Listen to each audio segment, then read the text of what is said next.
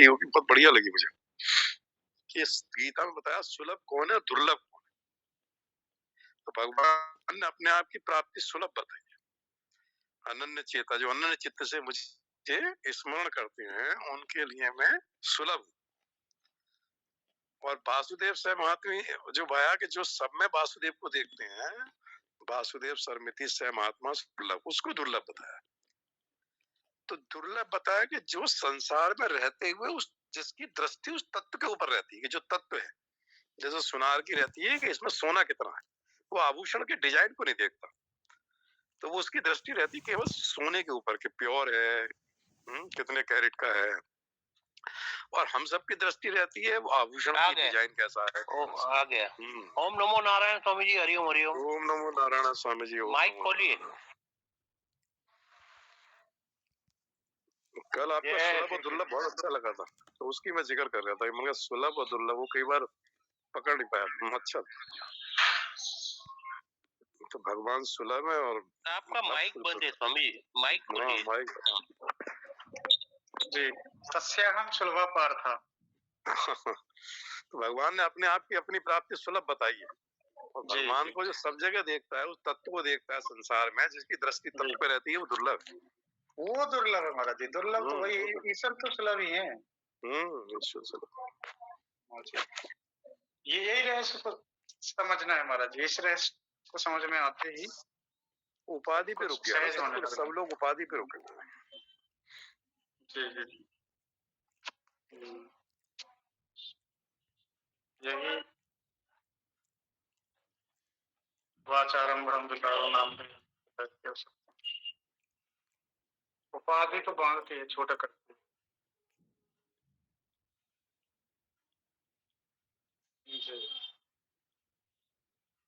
कृष्णाय वासुदेवाय हरे परमात्मने प्रणत क्लेश नाशाय गोविंदाय नमो नमः। आप सभी महानुभाव के हृदय विराजमान परम पिता परमेश्वर को नमन करता हूँ। और हमारे वर्मा जी हैं, जुड़े हुए हैं, बहुत अच्छे साधक हैं, गीता के मर्मज्ञ हैं। इनकी हमेशा प्रेरणा रहती है, लोगों को जोड़ते हैं, अच्छी बात है।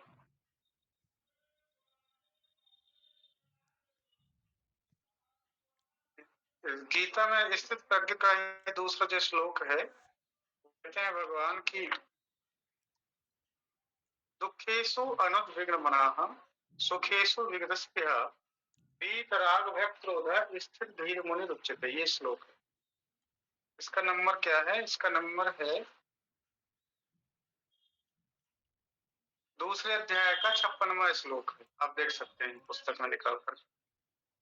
दुखेषु अनुद्विग्न मनाः, दुखेषु अनुद्विग्न मनाः, अर्थात दुखेषु अनुद्विग्न मनाः, ये पहली शर्त है स्थित प्रज्ञ के लक्षण में। जो दुख को प्राप्त करने पर उद्विग्नता को प्राप्त नहीं होता। हम सब सांसारिक प्राणी हैं, संसार में हैं, जगत में हैं, पांच भौतिक शरीर है।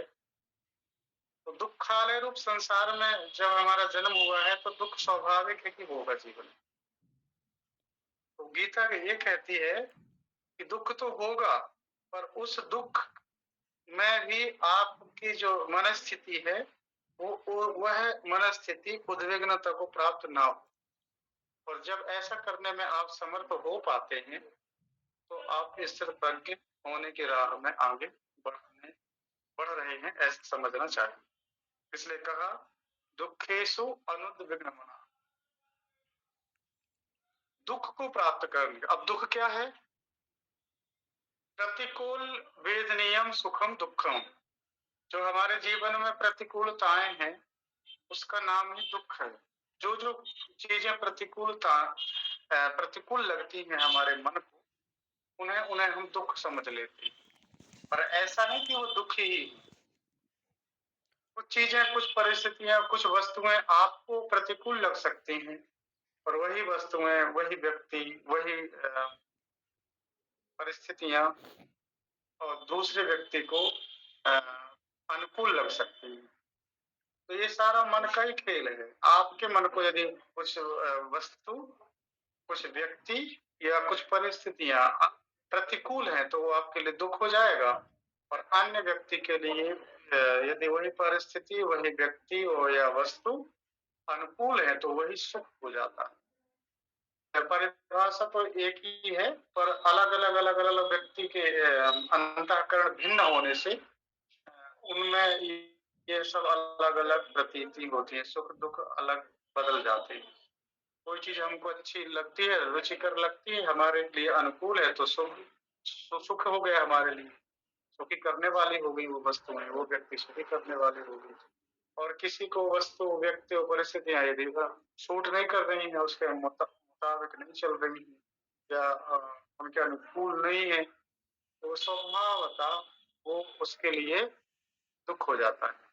तो यहाँ पर भगवान कहते हैं दुखेषु अनुद्विग्न मनाः। दुख को प्राप्त करने पर, दुख के प्राप्त होने पर, अर्थात प्रतिकूलता के प्राप्त होने पर, प्रतिकूलता उत्पन्न होने पर जो व्यक्ति उद्विग्नता को प्राप्त नहीं होता। अनुद्विग्न मना शब्द है यहाँ पर। अनुद्विग्न मना का अर्थ होता है ना उद्विग्न मनाः, अनुद्विग्न मना, अर्थात उसका जो मन है वो उद्वेग को प्राप्त, अशांति को प्राप्त नहीं होता। यह है इसका सामान्यतः अर्थ है। दुखेषु अनुद्विग्न मनाः। फिर कहा सुखेषु विगतस्पृहा। दूसरी सीढ़ी क्या है? दूसरी सीढ़ी है सुखेषु विगतस्पृहा। जीवन में प्रतिकूलताएं भी आएंगी, जिनका जिक्र शुरू में ही कर दिया भगवान ने, और सुख के बाद दुख आएगा, स्वाभाविक है। सुख आएगा, दुख आएगा, अनुकूलता आएगी, प्रतिकूलता आएगी, ये चक्र की भांति घूमते रहते हैं। कभी सुख आए, कभी दुख आए। जिसके जीवन में सुख भी मुझे अच्छे हैं और दुख भी मुझे अच्छे लगते हैं, ऐसी भावना है इसके मन में, ये सब ठाकुर जी की लीलाएं चल रही है। कभी प्रतिकूलता आ जाएगी, कभी अनुकूलताएं आ जाएंगी। इस प्रकार से जो विचार करके सुखेषु विगतस्पृहा, सुख आने पर भी जो विगतस्पृह है, माने कोई स्पृहा नहीं है, स्पृहा से रहित है जो साधक। विगतस्पृहा का अर्थ होता है विगता स्पृहा यशस विगतस्पृहा, अर्थात स्पृहा से जो रहित है। अनेक प्रकार की स्पृहाएं होती हैं हमारी, अनेक प्रकार की आकांक्षाएं होती हैं हमारी, अनेक प्रकार की आसक्तियां होती हैं। सुख को प्राप्त करके, सुख को हम पकड़ करके उनको ही हम सोचते हैं कि ये हमसे दूर न भागें। अब प्रतिकूलताएं हाथ लग गई हैं तो हमसे दूर ना जाएं, पर ऐसा नहीं होता। सुख आते हैं, थोड़ी देर रहते हैं, फिर चले जाते हैं। दुख आते, उसी प्रकार दुख आते हैं, दुख भी थोड़े दिन रहते हैं, फिर चले जाते हैं। तो गीता बड़ी वैज्ञानिक है, एक एक चीज बताया यहाँ पर भगवान ने, किस प्रकार से मनुष्य अपना जीवन इस प्रकार गीता के सूत्रों के माध्यम से यदि जीवन यापन करता है तो निश्चित ही उसका जीवन सरल और सहज होता जाता है, धीरे धीरे करके, अभ्यास के द्वारा। अभ्यास से कौन्तेय अभ्यास वैराग्याभ्याम तन्निरोधः। अभ्यास पूर्वक या फिर वैराग्य पूर्वक अभ्यास के द्वारा या फिर अभ्यास पूर्वक वैराग्य के द्वारा यदि हम इन सूत्रों को आत्मसात करते हैं तो निश्चित ही लाभ मिलता है। तो सुखेषु विगतस्पृहा, सुख उत्पन्न होने पर जो विगतस्पृह है, कोई स्पृहा नहीं है, कोई आकांक्षा नहीं रही, कोई भी आसक्ति नहीं रही उसे सुख प्राप्त करके, तो ऐसा जो साधक है। और भी एक विशेषण और बताया, वीत राग व क्रोधा। तीसरी सीढ़ी बताई। तीसरी सीढ़ी क्या है? तीसरी सीढ़ी है वीत राग भय क्रोध। रागश्च भयश्च क्रोधश्च इति राग भय क्रोधाः। और विगता वीत राग क्रोधाः यस्य सः वीत राग भय क्रोधाः, जिसके जीवन से ये बीत गए, विगत गए, विगत नहीं कहते, विगत गया, विगत वर्ष हो गया, बीत गया, अब नहीं रहा, जो था वो बीत गया। तो वो 3 चीजें हैं जिनको बीत जाने के लिए कह रहे हैं वीत राग। एक तो राग बीत जाए जीवन से, राग न रहे। राग का मतलब है रंजते इति राग, जिसके द्वारा रंगा जाता है उसका नाम है राग, जिसके द्वारा रंग लिया जाता है उसका नाम है राग। और राग का ही दूसरा शब्द माने पर्यायवाची शब्द है रंग। रंग हिंदी में कहते हैं और उसी को राग संस्कृत शब्द है। रंग राग एक ही शब्द, एक ही अर्थ के वाचक हैं। तो जिसके द्वारा रंगा जाता है उसका नाम है राग। जैसे कोई वस्त्र लाए आप, और वस्त्र श्वेत वस्त्र है, और श्वेत वस्त्र को आप रंगना चाहते हैं तो बाजार में रंग मिलते हैं, पीला रंग है, ब्लैक रंग है, और भी अनेक अनेक प्रकार के रंग हैं। तो उन रंगों को आप बाल्टी में पानी में घोलते हैं और उस वस्त्र को डाल देते हैं, तो वस्त्र क्या हो जाता है, रंग जाता है। उसी प्रकार से यहाँ पर कहा कि जो वीत राग है, वीत राग का मतलब जिसका मन संसार के रंग में नहीं रंगा,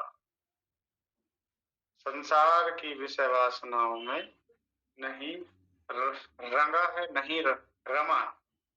रमा भी कह सकते हैं, जो रमता नहीं किसी वस्तु में, किसी व्यक्ति में या फिर अन्य परिस्थिति में रमता नहीं है। क्योंकि यदि हम धीरे धीरे कर किसी वस्तु में रमने लग जाएंगे, रंगने लग जाएंगे, तो उसमें क्या होती है, आसक्ति हो जाती है। राग का अर्थ ही होता है कि आपका उसमें अटैचमेंट हो गया, आपका उसमें क्या हो गया, अटैचमेंट हो गया, आपका उसमें संबंध, आपने उससे संबंध जोड़ दिया। अब उसके बिना आप नहीं रह पाते। आदतें हमारी होती हैं कुछ ऐसी प्रकार से, कोई वस्तु हमको मिल जाए शुरू शुरू में, और फिर उसमें ऐसे हम रच पच से जाते हैं कि हमें पता ही नहीं चलता कि किस प्रकार हमारी आसक्ति धीरे धीरे हो गई। और हम उसके बिना फिर ऐसी स्थिति आती है जीवन में, उसके बिना हम रह नहीं पाते। जैसे हमको आदत पड़ जाए कि हम बिना तकिया के सो नहीं सकते, तो सोने के लिए भी जब तक हमको तकिया नहीं मिलेगी तब तक हम सोएंगे। अब यात्रा में जा रहे हैं, यात्रा कर रहे हैं, अब जब तक हमको तकिया नहीं मिलेगी तो नींद ही नहीं है। ये क्या हो गया, ये हो गया राग, आसक्ति। अब उसके बिना हम नहीं रह पाते। अब हमारी आदत हो गई सुबह सुबह उठ के चाय पीने की, लोगों की चाय पीने की आदत हो जाती, चाय पीने की आदत हो गई। अब बिना, जब तक उनको चाय ना मिले तो उनका कुछ होता ही नहीं। और कुछ, जब तक चाय का सेवन नहीं करेंगे तब तक उनका कुछ शुरुआत ही नहीं हो सकती। उनका सिर दर्द हो जाएगा यदि चाय नहीं मिली तो। ये क्या है, ये है अटैचमेंट हो गया। अब उसके बिना आप जी नहीं पाएंगे। अब हमारा इतना आसक्त हो गया मन आप में कि आपके बिना हम नहीं रह पाएंगे। आपका नित्य चिंतन दिन रात हमसे होता है, आपके चिंतन में ही हम लगे रहते हैं, आपके बारे में ही सोचते हैं। ये क्या है, इसी का नाम है राग। जब हम संसारासक्त होकर के संसार के विषय, संसार के भोगों में, या फिर व्यक्ति वस्तु या परिस्थितियों में हम इतने आसक्त हो जाते हैं, इतना हमारा अटैचमेंट हो जाता है कि हम उनके बिना फिर रह ना पाए। इसी का नाम क्या, राग। इसलिए कहा यहाँ पर कि स्थित प्रज्ञ वही हो सकता है जिसके जीवन से राग निकल जाए। राग, राग शून्य हो जाए उसका चित्त, तो समझ लो कि वह स्थित प्रज्ञ बनने की सीढ़ी में आगे बढ़ रहा है, आगे और बढ़ रहा है। उसका जीवन आगे उच्च होने के राह पर बढ़ता। वीत राग भय क्रोध, भय दूसरी चीज बताए कि किससे हम रहित हो जाए,